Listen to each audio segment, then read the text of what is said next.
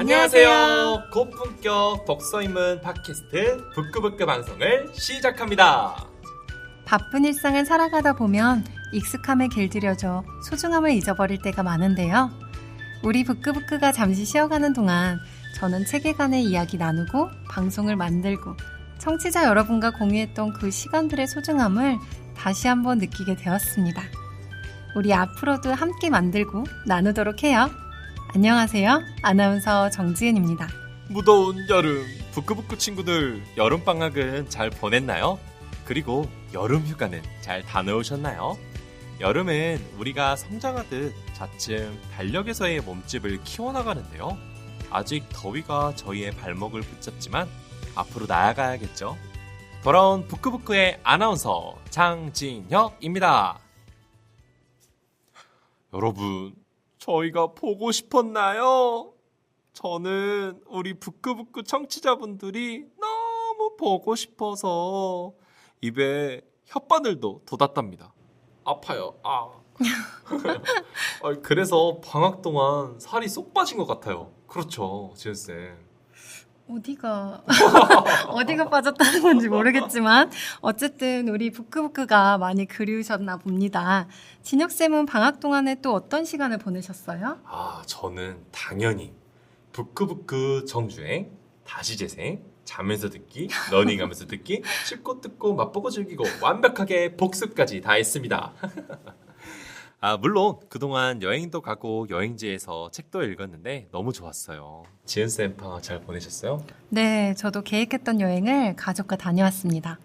7월에 여행을 주제로 공부하고 났더니 여행에서 걸었던 걸음들이 이전과 또 다른 느낌으로 새롭게 다가와서 그래도 나 조금은 성장했구나 하는 생각을 했습니다. 우리 북끄북끄 청취자분들도 잘 보내셨겠죠? 한층 성장한 모습으로 우리 함께 해봐요. 물론 개학하는 날은 너무 피곤하겠지만 개학이 와야 다음 방학이 다가오겠죠. 저 장진혁이 응원합니다. 화이팅! 화이팅! 다시 힘차게 화이팅! 화이팅! 네, 저희 북끄북끄도 2학기 첫 시작을 새롭게 시작해보려고 하는데요. 오늘 방송은요, 작가님과의 인터뷰로 진행하려고 합니다.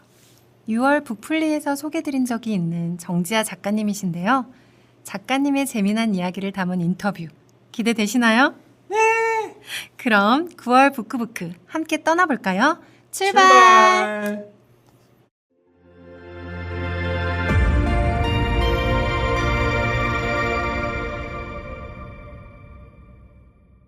오늘은 여러분들과 함께 오디오가 아닌 화면으로 여러분들을 맞이하고 있는데요.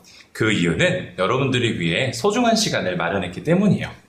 저희 북끄북끄 5화에서 소개해드렸던 아버지의 해방일지를 쓰셨던 2023년 전남이 선정한 올해의 도서의 주인공 정지아 작가님을 모시고 여러분들과 함께 이야기 나누는 시간을 가져보도록 하겠습니다. 작가님, 먼저 전남의 학생들에게 자기소개를 간단히 부탁드려도 될까요? 네, 안녕하세요. 저도 한때는 전남의 학생이었던 정지아라고 합니다. 소설을 쓰고 있고요. 지금은 제가 태어난 구례에서 고양이 4마리와 호랑이만한 개 1마리와 99세 된 엄마를 키우면서 살고 있습니다. 반갑습니다. 반갑습니다. 작가님, 먼저 전남에서 출생하신 작가님이시잖아요. 그러면은 저희가 소개해드렸던 이 아버지의 해방일지에도 구례에 대한 이야기와 작가님의 이야기가 녹아 있을까요? 네, 구례가 무대이고요. 구례에서 태어난 한 아이가 아버지와 불화했던 어린 시절의 이야기가 그대로 담겨 있습니다. 혹시 책에 대해서 한 가지 더 궁금한 점이 있는데, 아버지의 해방일지라는 책들을 보고 학생들이 2가지 질문이 들 것 같아요. 아버지라는 건 누구의 아버지를 말하는 걸까? 그리고 해방이라는 건 무엇일까? 혹시 작가님 제목에 대해서도 간단하게 이야기해 주실 수 있으실까요? 네. 물론 이 소설에서의 아버지는 이 소설 화자의 아버지이긴 합니다만은 그거를 떠나서 사실은 모든 사람들의 아버지이기도 할 것 같습니다. 왜냐하면 아버지였던 누군가의 삶을 이해해가는 이야기이기 때문에요. 그리고 이 해방은 여러 가지 면에서 해석할 수 있을 것 같은데요. 첫 번째는 살아있는 모든 사람들은 살아있기 때문에 고통스럽거든요. 근데 죽음이 꼭 끔찍한 것만이 아니라 사실은 고통으로부터 해방되는 시간이기도 하다는 의미도 있고요. 또 한편으로는 우리는 아버지라는 존재를 아버지로만 생각합니다. 그런데 사실은 그 아버지도 누군가의 아들이었고, 누군가의 연인이고, 누군가의 친구이고, 누군가의 직장 상사이기도 하잖아요. 그래서 그 아버지를 바라보는 자식의 시점으로부터의 해방, 이런 면도 있습니다. 너무 좋은 이야기 같습니다. 우리가 누구나 아버지가 있잖아요. 아버지를 이해하기 위해서라면, 그리고 아버지는 어떤 삶을 살았는지 궁금하다면 이 책을 읽어보는 게 참 도움이 될 것 같아요. 그럼 작가님, 이제 작가로서의 삶에 대해서도 한번 이야기해보고 싶으신데요. 작가가 직업이시잖아요. 네. 그러면은 글을 쓰는 것 이외에 활동하시는 게 따로 있다면 무엇이 있을까요? 작가가 좋은 점은요, 글 쓰는 시간 말고 하루 24시간이 다 작가를 위해서 존재하는 시간입니다. 그게 왜냐하면 소설은 사람의 이야기잖아요. 사람이 밥을 먹고 누군가와 이야기를 나누고 누군가와 싸우고 미워하고 이 모든 것들이 소설 안에 담기기 때문에 작가가 생활하는 모든 순간 어떤 밥을 먹고 무엇을 섭취하는가부터 시작해서 모든 것이 다 소설의 소재가 되기 때문에 어떤 면에서 작가는 심지어는 꿈조차도요. 꿈이 소설의 소재가 될 때도 있거든요. 그래서 작가는 24시간을 소설을 준비하며 살아간다고 할 수도 있을 것 같습니다. 작가로서 살아간다라는 건 뭔가 책 그리고 글 그 자체가 되는 것 같아요. 혹시 그럼 작가님, 제가 궁금점이 드는데 작가님은 작가라는 꿈을 가지게 될 때가 언제였을까요? 꿈을 가진 것은 조금 늦었던 것 같고요. 근데 일단은 글 쓰는 것, 글을 읽는 것하고는 매우 가까웠습니다. 왜냐하면 이 소설에 나오지만 제가 빨치산의 딸이었기 때문에 그때는 연좌제로 인해서 제가 공부를 해도 출세할 수 없다고 생각했고요. 또 세상에 나처럼 불행한 아이는 없다고 생각했었거든요. 작가님 스스로. 네. 그리고 어릴 때는 다 지가 제일 불행합니다. 살아보니까 안 그런데요. 어쨌건 어릴 때는 그랬고, 그래서 주변 사람들은 다 저보다 행복한데 유일하게 소설을 읽으면 거기 주인공들은 다 저만큼 불행했던 것 같아요. 그래서 소설을 좋아하기 시작했고요. 그리고 누구에게도 내가 빨산의 딸이라는 걸 말할 수 없었기 때문에 사람은 근데 자기를 표현하지 않으면 이상해지거든요. 근데 친구에게 이런 걸 말로 할 수는 없으니까 글을 쓰기 시작했고요. 그래서 꿈을 갖는 것보다 먼저 제가 살기 위해서 읽고 썼던 것 같고요. 작가가 되려고 생각했던 건 공부를 못 해가지고 좋은 대학을 못 갔습니다. 그래서 글 써야 되겠다라고 그나마 잘할 수 있는 게 그거 같아서 대학을 진학할 때쯤 이제 구체적으로 작가가 되려고 생각을 했던 것 같아요. 이야기를 종합해 보자면 작가라는 꿈을 처음부터 갖고 계셨던 건 아니지만 책과 가까이 살고 소설을 읽었던 경험이 나중에 작가가 되는 거에 큰 영향을 미쳤다라는 말씀이시죠?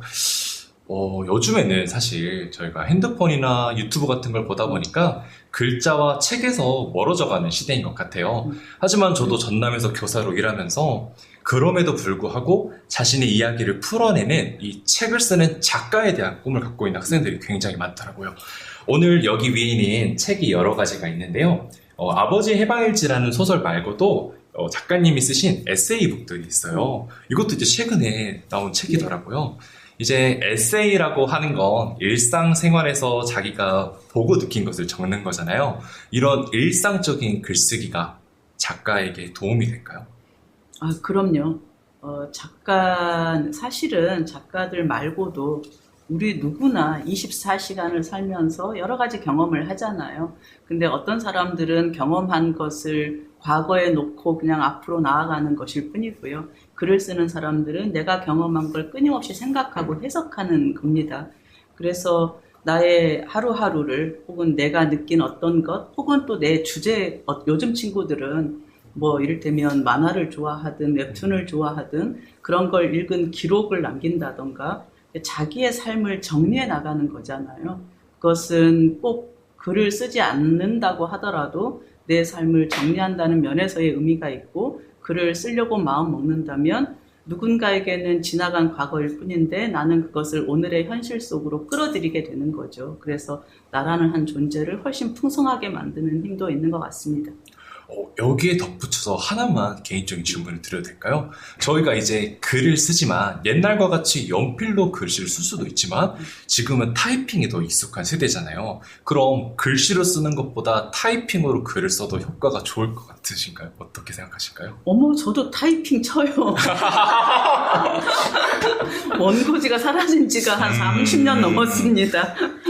그러면 연필로 쓰는 게 조금 어려운 친구들은 타이핑으로 글씨를 많이 써보고 글을 써보는 것도 도움이 되겠다라는 말씀이시죠?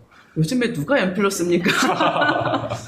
학교에서는 그래도 많이 가르치고 있는 것 같아요. 예. 네, 근데 이제 진짜로 작가분들께서는 그런 말씀은 하십니다.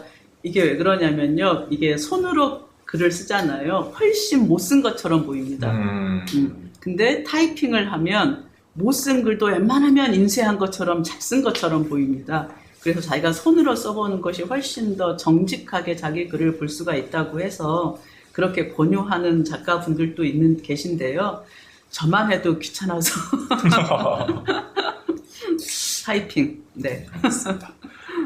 이제 작가로서 인생을 쭉 살아오셨고 혹시 과거로 돌아간다면, 어렸던 그 과거로 돌아간다면 작가가 될 수 없다는 가정하에 다른 삶을 살아보셨다면 혹시 어떤 삶을 살고 싶으셨을까요?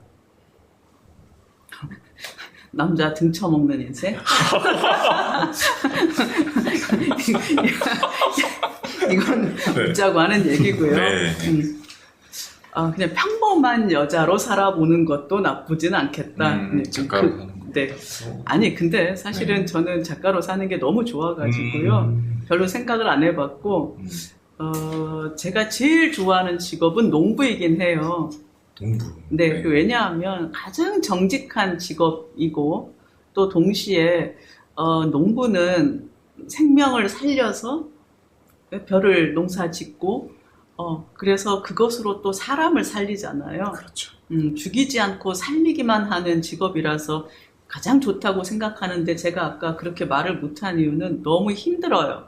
그래서 제가 농사를 지을 수는 없겠고, 그러니까 아마 저는 작가라는 타이틀 외에는 별로 생각을 해본 적이 없는 것 같습니다. 좋습니다. 그 작가를 이제 희망하는 친구들 대부분 어린 시절의 꿈이 그렇지만 좋은 점, 작가가 되면 얻게 될 것들 또는 글을 쓸 때 즐거운 점을 생각하다가 작가를 꿈꾸게 되잖아요. 하지만 저희는 가끔 그 직업을 가지게 됐을 때 어려운 점, 닥칠 미래라는 것도 조금 이야기해 주는 게 좋을 것 같아요. 작가로 쭉 살아오시면서 어려운 점이 있었다면 혹시 무엇이 있을까요? 어렵지 않으셨나요, 작가님? 네, 저는 별로 안 어려웠던 것 같아요. 물론 요즘에는 이제 그 책을 읽는 인구가 점점 줄어들어서 작가들의 벌이가 시원치는 않습니다. 그래서 저도 한때는 벌이가 안 좋을 때도 있었고요. 근데 그럴 때는 저는 강의를 하거나 다른 일을 해서 먹고 살았고요. 근데 이것도 나쁘지 않은 게 작가는 경험이 많을수록 좋은 글을 쓸 수 있어요. 그래서 꼭 소설로만 벌어먹고 살지 않더라도 다른 일을 하면서 먹고 사는 것에 크게 지장 없었고요. 그리고 작가가 될 사람들이 빌딩의 주인이 되고 싶다.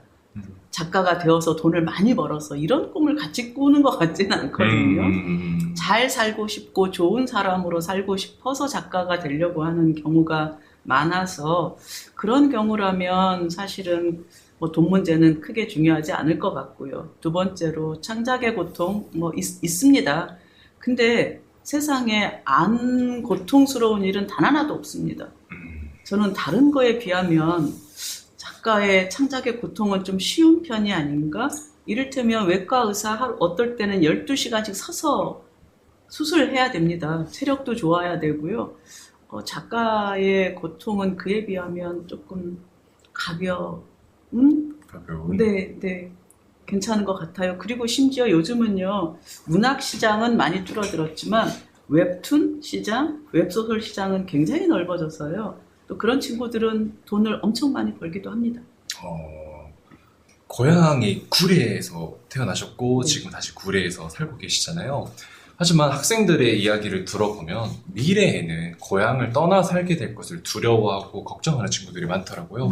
서울로만 가야 된다, 사람이 많은 곳에만 가야 된다라고 하는데 지금 미래에 어른이 돼서 다시 구례로 돌아와서 삶을 살고 계신데 아이들에게 고향에서 다시 살아간다는 것에 대한 의미, 그리고 고향이 있다라는 것이 나중에 나에게 주는 의미가 무엇인지 혹시 말씀해 주실 수 있으실까요? 앞으로는 시골이 도시의 대안이 될 겁니다. 저는 그렇게 생각을 하고 있는데요. 저는 요즘은 작은 공동체에 대한 관심이 조금 많아졌고요. 그게 왜냐하면 서울에서 살아가는 사람들이 그 치열한 경쟁 속에서 굉장히 정신적으로 힘들어 합니다. 각종 정신질환들도 많이 앓고 있고요. 근데 서울에서 경쟁 속에 살면서 그걸 치유하기 굉장히 어려운데 이 작은 공동체 안에서 나를 알고 어렸을 때부터 나를 봐왔던 사람들 속에서 그들과 함께 살아간다는 것이 무슨 뭐 대단한 성공을 꿈꾼다면 모르겠지만 한 사람으로, 아름다운 사람으로 잘 살아가는 데는 훨씬 더 좋을 거라고 생각합니다. 일단 자연 경관도 훨씬 좋고요. 네, 맞습니다. 그렇게 힘들게 안 살아도 잘 살 수 있습니다. 떠나지 마세요. 전남에 사세요. 전남이 참 자연도 아름답고 여러분들이 지금 겪고 있는 자연도 나중에는 느낄 수 없는 것일 수도 있으니까요. 고향을 사랑하고 고향에 네. 사는 것이 더 좋다라는 작가님의 말씀이었습니다. 저희 마지막으로 말씀해 주신 것처럼 저희가 점점 더 개인화되는 시대잖아요. 남들에게 관용이나 용서를 베푸는 것보다 미워하기 시작하고 소설에서 이제 아버님의 대사가 나오는데 근께 사람이제 라는 대사가 등장하더라고요. 이 발언에 발맞춰서 미래에 자라날 우리 전남 아이들에게 마지막 조언을 하나 해주시면 감사하겠습니다. 아이는 영원히 아이로 살 것 같지만 금방 어른이 됩니다. 여러분들 몇 년 안 남았습니다. 나이가 들면 세상을 보는 눈이 달라지거든요. 근데 저도 그랬습니다. 어릴 때는 네가 어떻게 나한테 이럴 수가 있어. 사람이 어떻게 그래. 이런 말을 주로 하면서 살아가거든요. 경험치가 좁으니까 당연히 그렇게 생각할 수밖에 없는데요. 이제 한 30 넘어가면 근게 사람이지. 그렇죠. 사람이 사람이지. 오죽하면 긁었냐. 이제 이런 말을 절로 하게 됩니다. 근데 아직은 그렇게 무엇이 옳은가 그른가를 따지면서 성장할 때라서 저는 그냥 그렇게 사셔도 상관이 없다고 생각하고요. 다만 왜 근게 사람이지? 사람이 오죽하면 긁었냐? 그런 말을 마음속에 고향처럼 조금 담아둔다면 우리가 타인에게 그렇게까지 야멸차게 굴지는 않을 수 있지 않을까 생각합니다. 감사합니다. 오늘 작가님께서 우리 전남 친구들에게 소중한 말씀을 많이 해주셨는데요. 작가님의 하신 말 중에서 여러분들 마음에 와닿는 게 있다면 그게 여러분들의 인생을 앞으로 나가게 해주는 이정표가 되었으면 좋겠습니다. 오늘 정지아 작가님과 소중한 시간을 같이 보내봤는데요. 전남 학생 여러분들 앞으로도 부크부크 방송 많이 들어주시고요. 우리 정지아 작가님의 책도 도서관에서 발견하든 서점에서 발견하면 꼭 읽어보시길 추천드리겠습니다. 작가님 그럼 마지막으로 인사드릴까요? 친구들 또 만나요. 안녕.